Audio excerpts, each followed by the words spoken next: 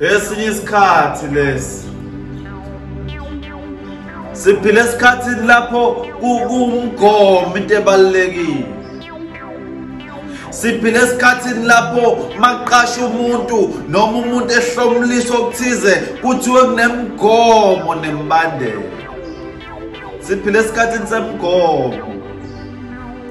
Wena ujwayele isikhathi lapho kuthiwa khona kufanele ukuze uthole umsebenzi iba neziqu gogoda iba ne-experience. Namhlanje esinye isikhathi lesi ungaba nazi iziqu zakho mntaka baba, into yakho leyo. Amajazi akho lawo ukuthi alenge nje kuwe uwahudule. Iy'cucu zakho into yokuthi nje uyilenge isodongene ekhaya. Namhlanje sifuna umuntu ogomile. Omunye uzofika athi mina mfundisi ngineziqu. Athi omunye mina president nginakho konke okufunakalayo ukuze ngisebenze. Mina nginakho konke, ngigraduateile, ngagraduate i-virtual. Zikhona iy'thombe zami, ikhona ividiyo yaqoshwa, ngagraduate ku-level 3. Mina nginazo zonke izinto, amalayisensi, ngino-code 10 no-code 14. I-truck ngiyakwazi ukuyipaka, ngiyabafundisa nabanye ilayisensi angiyithenganga. Kodwa umbuzo uthi ugomile na? Hayi, sifike esikhathini lapho kuzothiwa ababuye ngapha abane-experience, ababuye ngapha abane-degree, bese kuthiwa bame ngapha abagomile. Bese uyavela umbuzo ukuthi-ke degree kuthiwe ziqu luphi udosi lwakho, ngoba siyalwazi udosi lomgomo. Komngena nje udosi, ungena sizofuna udosi namhlanje. Ungena nje uhlaba nje umgomo yezwi langena udosi. Abanye baze bethi idosi.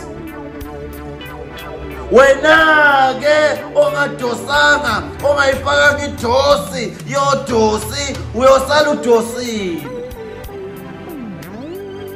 Sebethathwa abadosi abahlatshwe udosi sebengena. Namhlanje ngizokhuluma ngodosi, into obungayibuka incane kodwa masingenile, masingene enyameni, isingene kuwe, ingena ne-degree, ingena neziqu, ingena nejazi, ingena ne-experience, ingena no-code 14, ingena nomsebenzi. Ngithi uzongena kanjani ezulwini ungagomile mawungafa nje namhlanje? Ngoba bekhona abanye besenkandla, ngithi mawungafa nje namhlanje uzongena kanjani ezulwini ungagomile? Kodwa ngizothi kuwena namhlanje ubungaba neziqu, ugogode bese ugoma. Ngoba mawungagomile namhlanje usufana nje nomuntu ongenawo no-10. Usungadlulwa umuntu ono-10 ogomile.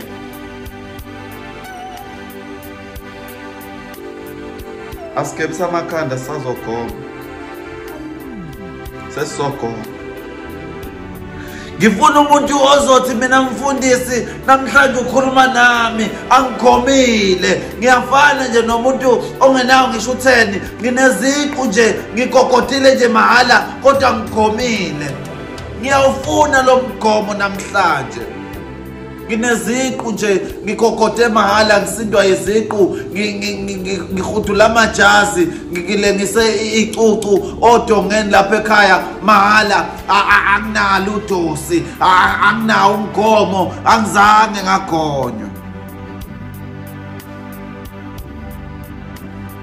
Ngifuna umuntu namhlanje uzothi mina anginawo 10 mfundisi, anginaziqu, anginalutho kodwa bengagoma namhlanje.